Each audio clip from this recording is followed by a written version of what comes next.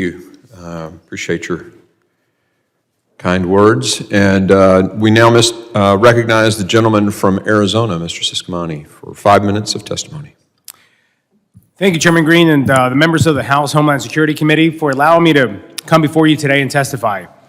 I am proud to represent Arizona's 6th Congressional District, which includes a portion of the southwest border and is one of only 6 congressional districts in the country to share a border with Mexico.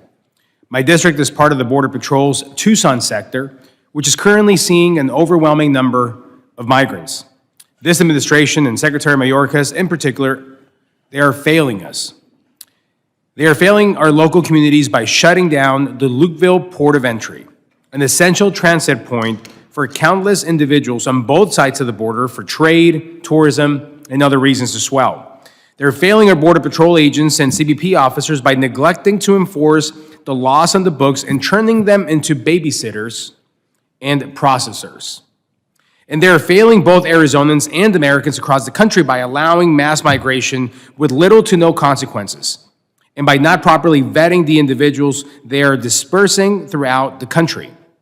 Under this administration, every state is now a border state. Every state is being forced to deal with the consequences of a border that is becoming little more than a line on a map.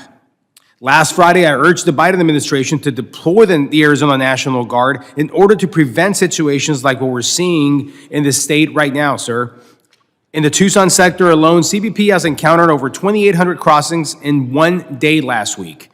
We have seen well over 100,000 migrants in less than 60 days, and we have led the entire border with apprehension numbers from last 4 months. According to CBP, this is fueled by smugglers peddling disinformation to prey on vulnerable individuals and encourage migration, end quote. We have seen videos of migrants led by the cartels cutting through the border wall and shuffled across. We are seeing thousands of migrants a day. This type of surge is no longer unprecedented. For communities in my district, it has become the norm, and our agents are overwhelmed, undermanned, and unsupported. This type of surge is no longer tolerable. 17 CBP personnel committed suicide in 2022, the highest total in 13 years. CBP reported another 8 suicides in 2020 and 11 in 2021. Tragically, 3 Border Patrol agents took their lives within 3 weeks of each other in November of 2022.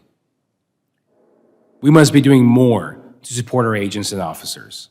Moreover, our local communities become forced to bear the brunt of this problem, and the closure of the Lukeville is a graphic illustration of this. This relatively small port is vital for the unincorporated community of Ajo, Arizona, and shutting it will impact ports, and it has been impacting ports in Nogales and San Luis, Arizona. This is a federal problem and deserves a federal solution. We need to enact serious policy changes, which have been seen to work in the past, such as MPP, asylum changes, holding migrants in federal custody, repatriating migrants, and signing agreements with Central American countries in order to curb the flow. Secretary Mayorkas changed many of these policies, and he needs to be held accountable. One bipartisan policy change I am here to advocate for is my bill, H.R. 5590, the Border Enforcement, Security, and Trade, or BEST, Facilitation Act of 2023.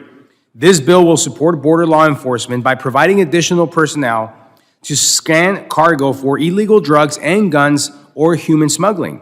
This bill creates positions within CBP that are called image adjudicators, who will review and assess scans of cargo images and either recommend entry to the primary inspection CBP officer or refer for further inspection any cargo they suspect may have illegal or illicit items. About every 5 minutes, an American dies from a drug overdose or poisoning.